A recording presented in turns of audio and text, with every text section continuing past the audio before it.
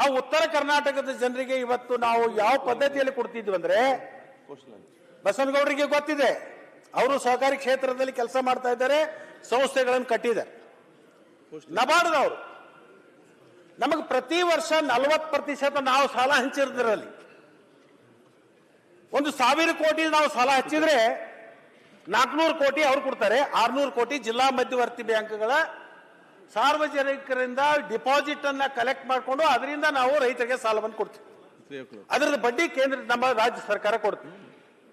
ಇವತ್ತು ಅಧ್ಯಕ್ಷರೇ ಏನಾಗಿದೆ ಅಂದ್ರೆ, ಈ ವರ್ಷಕ್ಕೆ ಏನು 40% ನಬಾರ್ಡ್ ಮುಖಾಂತರ ಸಾಲವನ್ನ ಕರ್ನಾಟಕಕ್ಕೆ ಕೊಡ್ತಾ ಇದ್ವಿ, ಅದು ದೇಶ ಮಟ್ಟದಲ್ಲಿ ಆಗಿದೆ, ಕೇವಲ ಕರ್ನಾಟಕ ಅಂತಲ್ಲ. ಇವತ್ತು ಕೇಂದ್ರ ಸರ್ಕಾರ ಎಲ್ಲಿ ತಂದು ನಿಲ್ಲಿಸಿದೆ ಅಂದ್ರೆ 10% ತಂದು ನಿಲ್ಲಿಸಿದೆ. ಕೇವಲ 10%.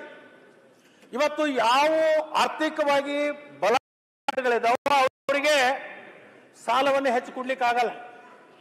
ಈ ಮೈಸೂರು ಆ ಭಾಗದಲ್ಲಿ ಇರ್ತಕ್ಕಂಥ ಏನು ಜಿಲ್ಲಾ ಮಧ್ಯವರ್ತಿ ಬ್ಯಾಂಕ್ಗಳಿದ್ದಾವೆ, ಹಣಕಾಸಿನಿಂದ ಅಷ್ಟು ಬಲಿಷ್ಠವಾಗಿಲ್ಲ. ಒಂದು ವೇಳೆ ನಬಾರ್ದವರು ಇದನ್ನು ಸಾಲವನ್ನ ಸಂಪೂರ್ಣವಾಗಿ ಕಡಿತ ಮಾಡಿದ್ರೆ ಈ ರಾಜ್ಯದಲ್ಲಿ ಇರ್ತಕ್ಕಂಥ ರೈತರಿಗೆ ಸಾಲವನ್ನು ಕೊಡ್ಲಿಕ್ಕೆ ಹೇಗೆ ಸಾಧ್ಯ? ಇದನ್ನು ಕೂಡ ಅರ್ಥ ಮಾಡ್ಕೋಬೇಕು ಕೇಂದ್ರ ಸರ್ಕಾರ.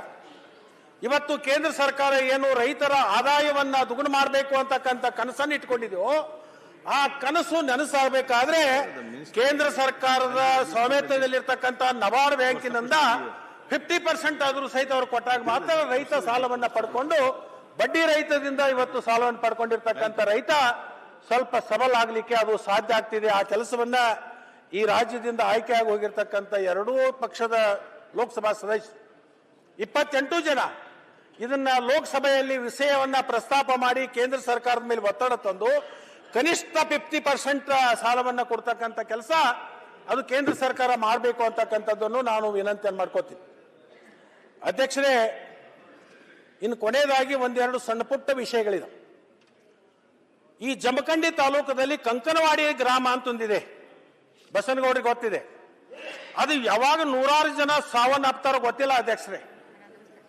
ಅಲ್ಲೊಂದು ಗೌಶೀರಪ್ಪನ ಗಡ್ಡೆ ಅಂತೇಳಿದೆ, ಅಲ್ಲೆಲ್ಲರೂ ಕಬ್ಬು ಬೆಳೀತಾರೆ, ಅನೇಕ ಜನವಸತಿ ಇದೆ ಅಲ್ಲಿ. ಅಧ್ಯಕ್ಷರೇ, ಪ್ರತಿ ವರ್ಷ ಅಲ್ಲಿ ಬೆಳೆದಿರ್ತಕ್ಕಂಥ ಕಬ್ಬನ್ನು ಹೊರಗಡೆ ಹೇಗೆ ತರ್ತಾರಂದ್ರೆ, ಆ ನದಿ ದಾಟಿ ಈ ಕಡೆ ಬರ್ಬೇಕಲ್ಲ, 2 ಬೋಟ್ಗಳು ಜೋಡಿಸಿ ಆ ಟ್ರ್ಯಾಕ್ಟರ್ ಟೇಲರ್ದಲ್ಲಿ ಕಬ್ಬನ್ನು ನಿಲ್ಲಿಸಿ ಹಾಕಿ ಆ ಬೋಟದಲ್ಲಿ ಹಾಕೊಂಡು ಬಂದು ಈಚೆಗಡೆ ಪಾಸ್ ಮಾಡಿ ಕಬ್ಬ ಸರಬರಾಜು ಮಾಡ್ತಾರೆ ಅಧ್ಯಕ್ಷ.